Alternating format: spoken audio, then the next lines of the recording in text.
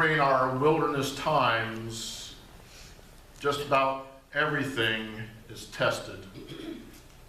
And things are called into question about our faith and what we believe. Doubt is often part of that wilderness experience. Our cry in the wilderness is often the cry of the Father recorded in Mark.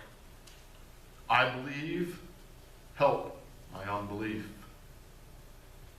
The cry of that father seeking healing for his son was not the first such cry, nor would it be the last.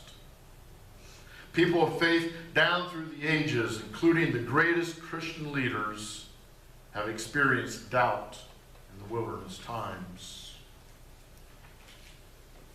Unfortunately, though, I think that we in the church have often dismissed or discounted doubts as the products of immature faith. Although sitting in any congregation on any given Sunday morning, there are many people who hold unresolved issues of faith and of belief.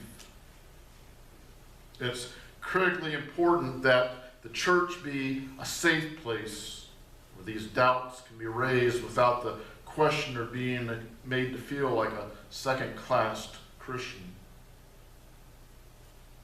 The important truth I want you to hear this morning is that doubt is a part of our faith journey. Most Christians experience it one time or another, especially in those wilderness times. Some Christians experience a number of times throughout their lives. Doubt is part of the Christian journey. But doubt is not the destination. It's no more the destination than the wilderness is the destination. Doubt is not intended to be a stopping place. Rather, doubt calls us to action. It moves us on and it moves us forward in our faith. There's a big difference between doubting and giving up. There's an immense difference between wrestling with faith and throwing it to the side. There's a big difference between moving through doubt and getting stuck there and becoming a cynic. The healthy way of understanding doubt is to understand it as part of that faith journey. The key to doubt being a journey and not a destination is caring about God and wanting to move on towards faith. It is those Father's words crying out, I believe, help my unbelief. The good news is that the doubt that we experience in that wilderness times can actually be beneficial to us because doubt stimulates us and it spurs us on to faith. Frederick Buechner wrote, if you don't have any doubts, you are either kidding yourself or asleep. Doubts are the ants in the pants of faith. They keep it awake and keep it moving. Interestingly, God's most faithful servants have usually also been among the most doubtful. We tend to think about doubt as the opposite of faith. But in reality, apathy or staunch disbelief is the opposite of faith. Paul Tillich defined faith as the state of being ultimately concerned. In other words, what we are most concerned about is what we really have faith in. We are called to be ultimately concerned with God, to have faith and trust in God. The opposite of being ultimately concerned is not caring at all. If I am ultimately concerned about God and my life in God, then my doubt will not destroy my faith. Instead, it will deepen my concern and it'll spur me on to resolve it. Doubt is not the opposite of faith, but it is a part of it. As the poet Alfred Lord Tennyson put it, there lives more faith in honest doubt than in half the creeds.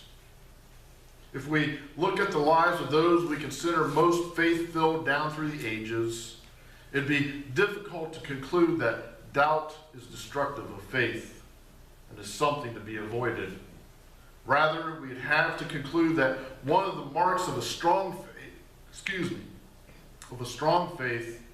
is a struggle with doubt. Perhaps that struggle is essential to a strong, mature faith.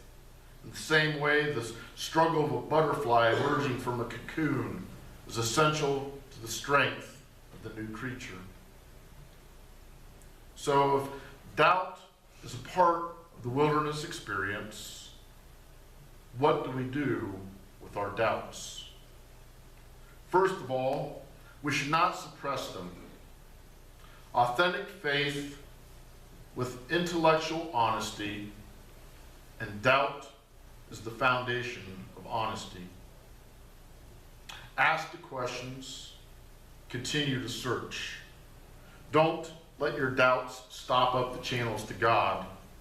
Let doubts open the channels in new ways with new insights and understandings. Pray to God, Lord, I believe. Help my unbelief. Second, we should stay involved with other Christians. We can learn a lesson here from the disciple Thomas. Thomas voiced his serious doubts, and yet he continued to remain in the company of the other disciples as he worked through those doubts. Group support and sharing is a powerful way that we can share our burdens and find support for moving through those periods of doubt. The third thing we can do is we should continue to seek Christ and have faith in Christ. The issue for us is never one of avoiding our doubts as if it will cure us of them. Rather, it is continuing an honest relationship with God. The prophet Jeremiah, speaking for God, says, "When you search for me, you will find me." And Jesus said, "Ask, and the door will be open. Ask, and it will be given. Search, and you will find. Knock, and the door will be open for you." When we do these things, our periods of doubt and questions can lead us on to a greater faith. In the early days of John Wesley's ministry, when he was experiencing a particular difficult time of doubts and uncertainties, he went to his Moravian friend Peter Böhler, and he laid his soul bare to him. And Böhler told Wesley, "Preach faith until you have it, and then because you have it, you will preach faith." In other words, act as though you are already moved past the doubt to faith. Then, as you act in faith, faith will come. Periods of doubt are normal in the Christian life. None of us have a perfect faith. As long as we're here on this earth, we're constantly being tempted to walk by sight rather than faith, to live according to this world's values. The world we live in is constantly applying pressure, trying to conform us to its ways of thinking and acting, and sometimes it succeeds, at least for a little while. Paul warns us about this in his letter to the Romans, where he says, "Do not be conformed to this world, but be transformed by the renewing of your mind." But to be honest, we struggle at this faith thing, don't we? Walking by faith, living by faith, it's not easy. It's hard. It's one thing to have faith when we're healthy, when our marriage is happy, when the career is going well, when you have plenty of money and no worries about the future. It's another thing entirely when the doctor finds a suspicious lump, or you get an unexpected letter from your wife's new divorce attorney, or the car dies and needs $2,000 in repairs, or your teenage son calls from the police department. It's easy to have faith in the good times. But in times of uncertainty, disappointment, fear, sorrow, and pain, those wilderness times that we experience, that is when the doubts start to creep in. We ask, is God really in control? Is God really good? Does he really love me? Is God really going to take care of me? Will he take care of my health, my marriage, my kids, my career, my future? Can I trust him with my very life? Those are the times the world starts to whisper in your ear, you're on your own. God isn't there. Even if he is, he doesn't love you. He couldn't care less about you. You have to take care of yourself in this world. Look out for number one. Then those doubts start creeping in. Now, if it makes you feel any better, I know it made me feel better looking at this. Some of God's most outstanding servants went through times of doubt, times of questioning, times of spiritual confusion. Moses, for example, while he was leading the Israelites through the wilderness, at one point he called out to the Lord and said, "Why have you brought this trouble on your servant? What have I done to displease you that you put this burden of all these people on me?" Moses was at the end of his rope. He had all he could take. His faith was getting very thin. He doubts God's goodness, God's power, God's love. Moses feels like God had abandoned him and left him to handle the situation all on his own. And he feels completely overwhelmed. In fact, Moses says that he is feeling so hopeless that even death seems preferable to continuing on. And yet the scriptures tell us that Moses was a man of faith. Even King David had times when he doubted God's love. He doubted God's presence in his life. He doubted that God had any concerns for him. We can find many examples of his writings in the book of Psalm. "Why, O Lord, do you stand far off? Why do you hide yourselves in times of doubt? My God, why have you forsaken me? Why are you so far from saving me, so far from the words of my groaning? Why, O Lord, do you reject me and hide your face from me?" David experienced times of doubts. Times of doubt can benefit you spiritually, though, by forcing you to become authentic with God, like David did in his Psalms. Forcing you to communicate honestly with God.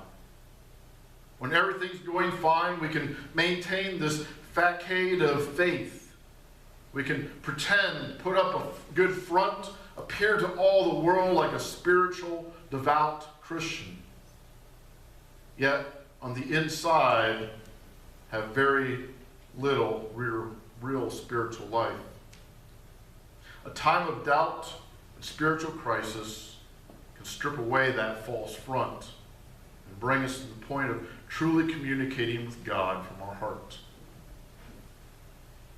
Doubt can force you to examine what you believe. Instead of just adopting the faith of our fathers or our mothers, instead of just going along with what everyone else in the crowd believes, instead of just assuming we believe, doubt forces us to ask the questions. What do I really believe? Is my faith real? whatever the answer, knowing the truth is the first step in spiritual growth. When you are in a season of doubt, you may feel very alone. You may feel as though God is far away, as if he can't hear you, as if he has left you to your own devices, left you to find your own way out of the spiritual maze. Nothing could be further from the truth. God is always with you, always present, always working in your life.